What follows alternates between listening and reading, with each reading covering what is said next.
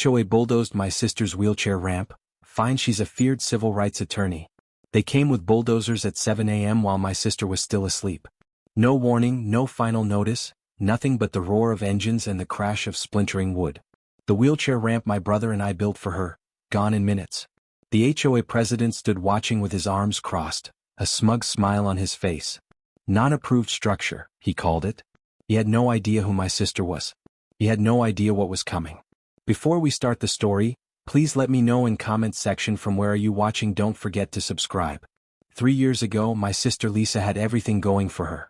At 38, she was one of the most respected civil rights attorneys in the state. Her name made powerful people nervous in courtrooms across the country. She fought for people who couldn't fight for themselves, and she won case after case. Her specialty? Housing discrimination and accessibility rights. Then one rainy night on Highway 28, a drunk driver crossed the median. The crash left her alive but took away her ability to walk. The doctors called it a complete spinal cord injury. In one moment, my fierce, unstoppable sister became dependent on a wheelchair to move through a world that suddenly seemed designed against her. Lisa moved in with me while she recovered. My single-story house made more sense than her third-floor condo with no elevator. We turned the home office into her bedroom and started adapting the house for her new reality. It's temporary, she kept saying those first months. Just until I figure things out. But as weeks stretched into months, we both knew the truth. This was her life now. And my little house in Meadow Creek Estates would be her home for the foreseeable future. Getting in and out of the house was Lisa's biggest challenge. My front entrance had 3 steps. Not much for most people, but an impossible barrier for someone in a wheelchair. Every morning I'd help her down those steps. Every evening I'd help her back up. It was exhausting for both of us, and it took away the one thing Lisa valued most, her independence. I can't keep asking for help every time I want to leave the house, she told me one night, frustration clear in her voice. I'm a grown woman. I should be able to come and go as I please. That weekend, my brother Mike and I went to the hardware store. Neither of us were carpenters, but we were determined. We bought lumber, watched YouTube tutorials, and spent 2 full weekends building a wheelchair ramp up to my front door. It wasn't fancy, but it was sturdy with the proper slope and railings. Most importantly, it gave Lisa back a piece of her freedom. The first time she rolled herself up that ramp without help, she cried. I pretended not to notice, but I was fighting back tears too. Thank you, she said simply. You have no idea what this means. For 2 months, that ramp changed Lisa's life. She started going out on her own again, working remotely for her law firm, even mentoring young attorneys through online meetings. She was finding her way back to herself. Then the letter came. The envelope had the Meadow Creek Estates Homeowners Association logo in the corner. I'd been living there for 5 years and barely noticed the HOA existed. I paid my dues on time, kept my lawn mowed, and they left me alone. Until now. The letter was formal, cold, and clear. Unapproved structural modification to front facade. Violation of HOA Covenant Section 12.3. Must be removed within 7 days or further action will be taken. I called the number on the letterhead immediately. This is about my sister's wheelchair ramp, I explained to the woman who answered. She's disabled. This isn't a decoration, it's a necessity. You need to submit a formal modification request, she replied, sounding bored. The architectural committee meets monthly to review submissions. But my sister needs this now. She can't get in and out of the house without it. Should have thought of that before building an unauthorized structure, she said. Rules are rules. I hung up and immediately started on the modification request. It was 11 pages of forms, requiring architectural drawings, material specifications, and color samples. I stayed up until 2 a.m. completing it, then hand-delivered it to the HOA office the next morning. When will the committee review this? I asked. Next meeting is in 3 weeks, the receptionist said without looking up. My sister needs this ramp now. Is there any way to expedite the process? She finally looked at me, expression flat. Everyone thinks their request is special. The committee meets once a month. No exceptions. I explained the situation to Lisa that evening. Don't worry about it, she said, waving a hand dismissively. They can't make us remove a necessary accessibility accommodation. That's textbook discrimination under the Fair Housing Act. That was my sister, still thinking like a lawyer even when she was the one needing protection. I'll write them a letter explaining the legal situation, she offered. Once they understand they're on shaky legal ground, they'll back off. She stayed up late that night, typing on her laptop. The letter she wrote was clear, professional, and cited specific laws and precedents. It explained that reasonable modifications for disabled residents were protected by federal law, which superseded HOA regulations. She even included case citations where courts had ruled against associations in similar situations. I dropped the letter off the next morning. The receptionist's eyebrows raised slightly as she saw the legal letterhead, but she just nodded and said she'd pass it along. We thought that would be the end of it. We were wrong. 5 days later, another letter arrived, this one signed by Robert Kellerman, HOA president. It was shorter and much less friendly. Your unauthorized modification must be removed immediately. Failure to comply will result in enforcement action by the association. Your supposed legal opinion has been reviewed by our attorneys and deemed irrelevant to our covenant enforcement. Lisa read it twice, her expression darkening. He's bluffing, she said finally. No attorney worth their license would advise them to ignore the Fair Housing Act. This is just intimidation. The next day, I found a violation sticker on my front door when I got home from work. Final notice in big red letters. I called the HOA office again, this time asking specifically for Robert Kellerman. Mr. Kellerman doesn't take calls about enforcement matters, the receptionist informed me. Then who does? I asked, trying to keep my voice level. The architectural committee will review your situation at the next scheduled meeting. That's 3 weeks away. The notice says, final. What does that mean exactly? It means you should comply with the removal order to avoid further consequences, she said, then hung up. Lisa suggested we contact a local disability rights organization for support. They were outraged and promised to send their own letter to the HOA. They also suggested we put up a sign explaining that the ramp was an ADA accommodation, thinking that public awareness might discourage the HOA from acting. We made the sign that night, Disability Access Ramp, protected by federal law. I posted it prominently at the foot of the ramp. The next morning the sign was gone, replaced by another violation sticker.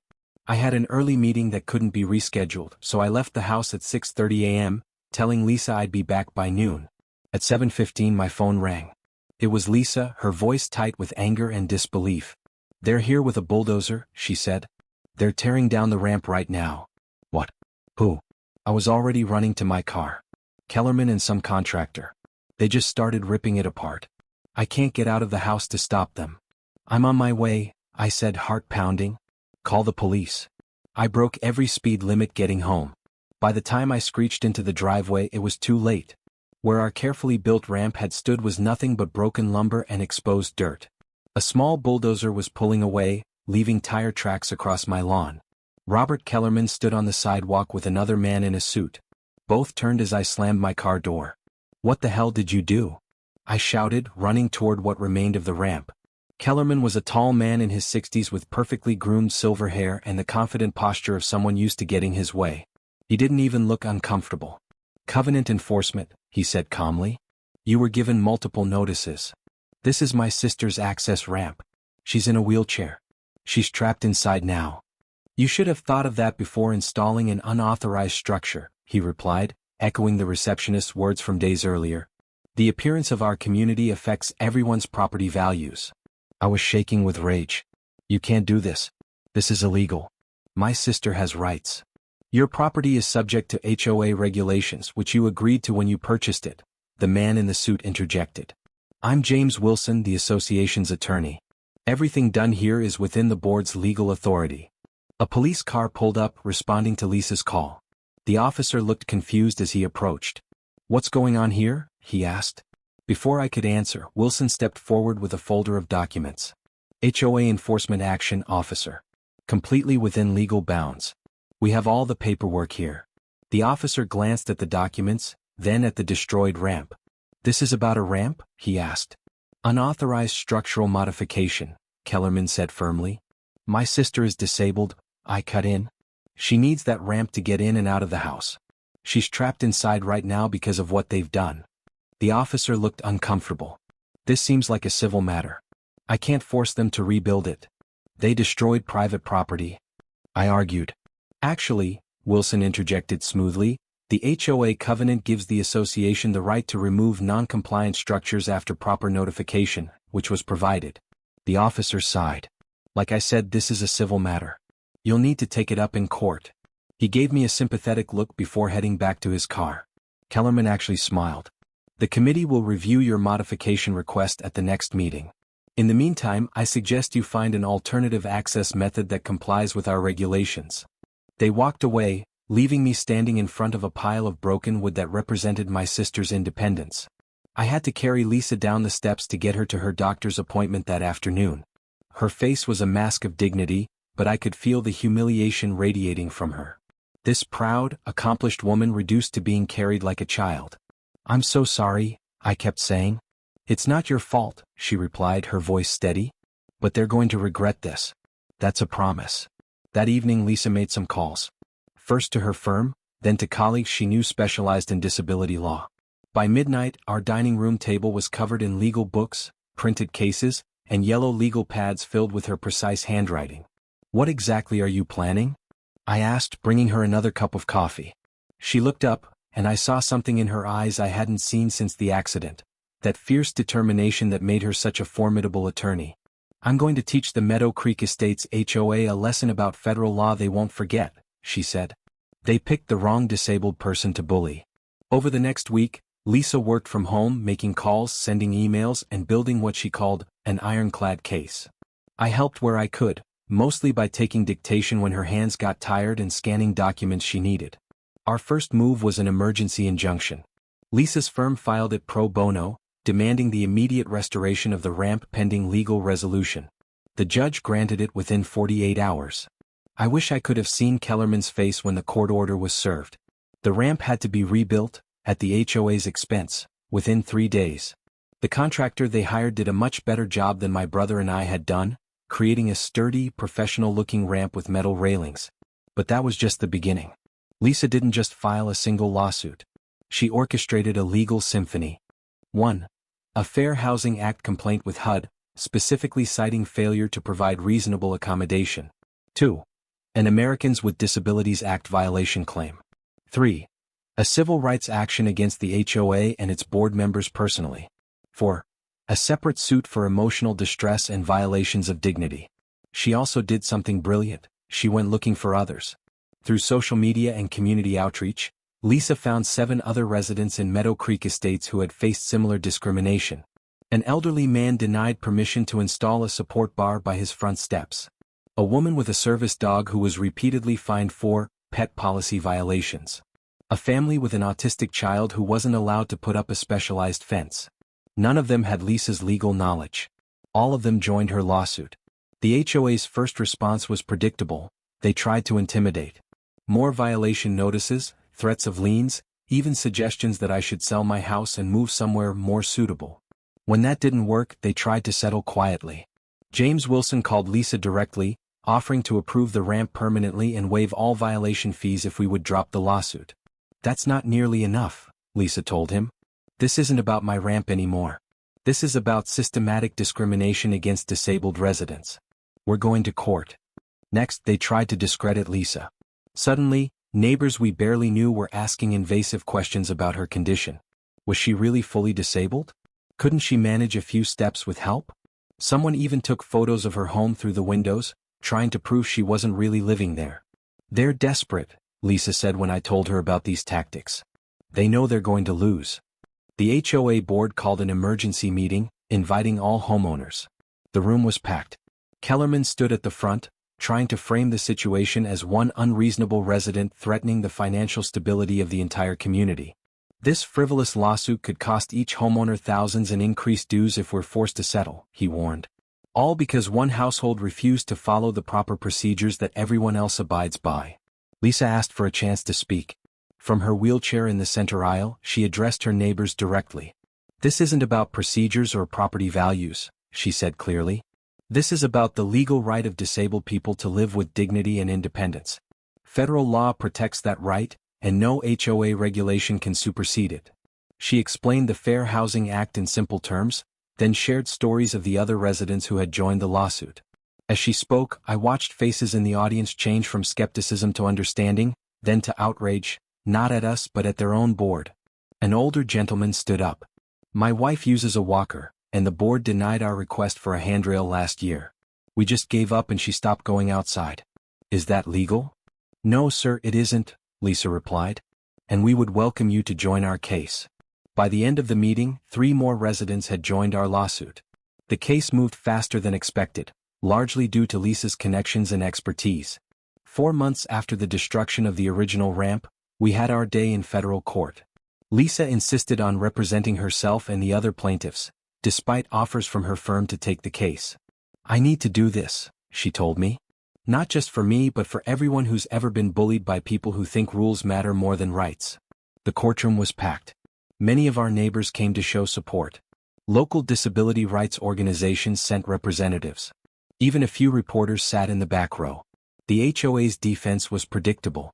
They argued that the covenants were contractually binding, that proper procedures hadn't been followed, that property values justified their actions. Their attorney, not James Wilson but a more experienced litigator brought in for the trial, tried to paint Lisa as unreasonable and attention-seeking. Then it was Lisa's turn. She rolled her wheelchair to the center of the courtroom. For a moment she just sat there, letting everyone see her, not as a lawyer, not as a plaintiff, but as a human being whose basic dignity had been violated. "Your Honor," she began, "this case is about more than a wooden ramp. It's about whether homeowners associations can override federal civil rights laws designed to protect our most vulnerable citizens." For the next hour she laid out the case methodically, citing precedents, explaining regulations and sharing stories of each plaintiff. She showed photos of the bulldozer destroying the ramp, emails from the HOA dismissing her legal concerns, and the violation notices plastered on doors. The defendants knew they were violating federal law, she concluded. They were informed repeatedly. They chose to bulldoze a disabled woman's access to the outside world anyway, because they believed their power was absolute and unquestionable. Today, I'm asking this court to question that power and affirm that in America, civil rights cannot be surrendered with a mortgage. The judge asked tough questions of both sides, but I could tell he was especially interested in the HOA's reasoning for the emergency removal rather than waiting for their own committee meeting. Kellerman testified that it was about maintaining standards and preventing precedent that would lead to chaotic modifications. When pressed about why they couldn't wait 3 weeks for their own review process, he had no good answer. The HOA's attorney tried to argue that the whole case was moot since a new approved ramp was now in place.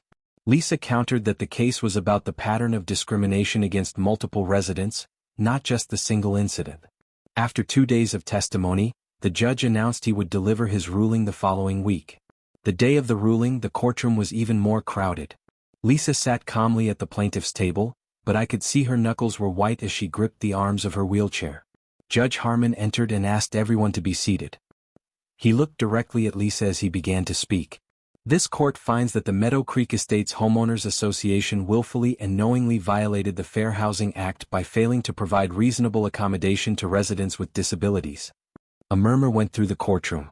Lisa's expression didn't change, but I saw her shoulders relax slightly. "Furthermore," the judge continued, "the deliberate destruction of an accessibility structure with full knowledge that it would effectively imprison a disabled resident in her home shows a callous disregard for basic human dignity that this court finds particularly troubling." He ruled in our favor on all counts, ordering 1. Immediate approval of all reasonable accessibility modifications requested by any resident, without the standard review process. 2. Payment of $150,000 in damages to each of the 11 plaintiffs, the original 8+3 who joined later. 3. Creation of an accessibility committee including disabled residents to review all HOA regulations for compliance with federal law. 4. Mandatory training for all board members on Fair Housing Act requirements. 5. Removal of Robert Kellerman and any board members involved in the decision to destroy the ramp. Finally, the judge concluded, the court finds that the defendants' actions were willful, knowing, and in clear violation of established law. As such, the plaintiffs are entitled to recover all attorney fees and legal costs. People began to applaud. The judge banged his gavel once, silencing the room, but he was smiling slightly. As we left the courthouse, reporters surrounded Lisa. She had prepared for this, knowing that public awareness was the best prevention against similar discrimination elsewhere. "Today's ruling sends a clear message to homeowners associations everywhere," she told the cameras. "Federal civil rights laws aren't optional. Dignity and accessibility for disabled Americans aren't aesthetic considerations to be voted on by a committee. They're fundamental rights that cannot be bulldozed away." The story made national news. Lisa was invited to speak at disability rights conferences and legal seminars. She wrote an op-ed for the Washington Post about HOA overreach and civil rights that went viral. But the most important changes happened right in Meadow Creek Estates. The entire HOA board resigned within a month. The new board, elected by a community now fully aware of their rights, included 2 disabled residents and focused on making the neighborhood more accessible for everyone. Ramps appeared at several homes. Support railings were installed. The community playground was renovated to include accessible equipment. The clubhouse got an elevator. Kellerman put his house on the market and moved away before the year was out. I heard he had trouble selling. Apparently, being known as the man who bulldozed a disabled woman's wheelchair ramp wasn't great for attracting buyers. Lisa became something of a local celebrity. Neighbors who had never spoken to us before stopped by with baked goods and offers of help. Children asked if they could push her wheelchair or help with groceries. The isolation she had felt after her accident melted away. Most importantly, Lisa found her purpose again. She cut back on her corporate law practice and established a nonprofit specializing in disability rights and housing. She named it the Ramp Project, as a reminder of where it all began. Exactly 1 year after the bulldozer tore down our homemade ramp, we held a block party in our front yard. Lisa's idea, a celebration of community and accessibility. Nearly 100 people came, including all the plaintiffs from the lawsuit, each with a story of how the settlement had changed their lives. The elderly man who could now use his handrail to safely get his mail. The family whose autistic son could play securely in their fenced yard. The woman whose service dog now wore a special HOA-approved vest that exempted her from all pet restrictions. As the sun began to set, Lisa raised her glass for a toast. To bulldozers, she said with a smile. Sometimes they destroy exactly the right thing, like barriers and discrimination. Everyone laughed and applauded. Later, as guests were leaving, a young couple stopped to talk to Lisa. Their child, a little girl about 7 years old, used forearm crutches. "We just moved in down the street," the mother explained. "We chose this neighborhood because we heard what happened here. We wanted our daughter to grow up in a place where she would be welcomed, not just accommodated." Lisa smiled and reached out to the little girl. "Welcome to the neighborhood," she said. "Let me know if you ever need anything." As they walked away, I saw the girl turn back to look at Lisa's ramp. Not the simple wooden one my brother and I had built, but the sturdy, permanent structure that now symbolized something much bigger than just access to a house. It was a monument to standing up for what's right, to fighting back against those who mistake rules for justice, and to the power of expertise wielded on behalf of those who need it most. That night, after everyone had gone, Lisa and I sat on the front porch looking at the stars. "Do you ever wish it hadn't happened?" I asked. "The whole HOA battle?" She thought for a moment. "No," she said finally. "Before the accident, I helped clients fight their battles. Now I know what it feels like to fight my own, and to use what I know to change things for others who can't fight alone." She gestured toward the ramp, gleaming white in the moonlight. "Sometimes you have to tear something down to build something better," she said. "Kellerman taught me that. Just not in the way he intended."